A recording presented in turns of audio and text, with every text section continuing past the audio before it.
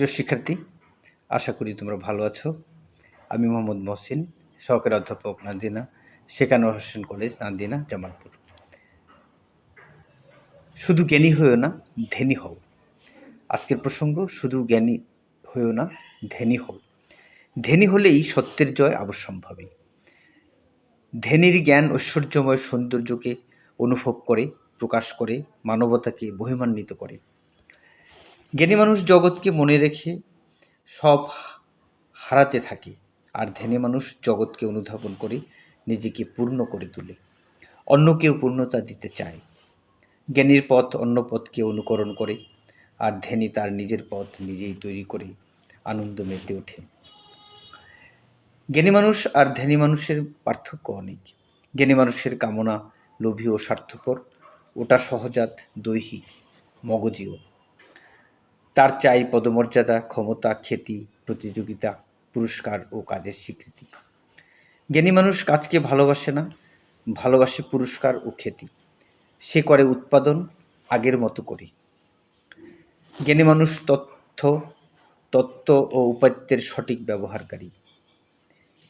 ধ্যানী মানুষ নির্লোভী, পরোপকারী, পরোর্থপরতায় পূর্ণ মানবিক। তার বোধ হৃদয় দিয়ে। তার চাই না পদমর্যাদা ও খ্যাতি, প্রতিযোগিতা, পুরস্কার ও স্বীকৃতি।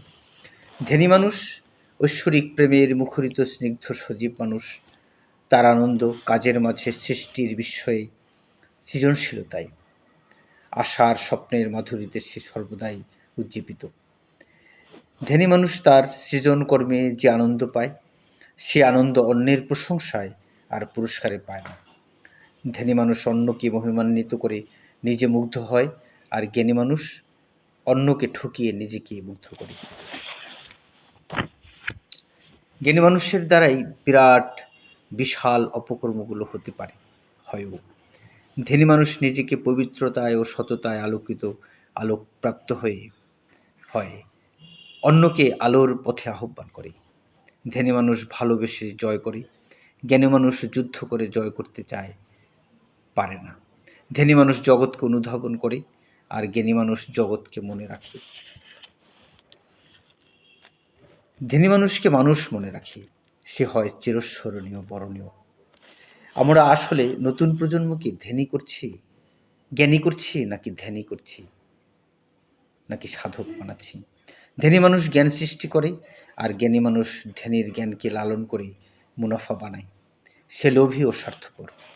হে ঐশ্বর্যময়, তোমার অপার ঐশ্বর্যের স্পর্শে আমাকে ধ্যানমগ্ন পবিত্র আলোকে উদ্ভাসিত করো সৃজনশীল চিন্তায় বিদগ্ধ ধ্যানী পাঠক ও সাধক।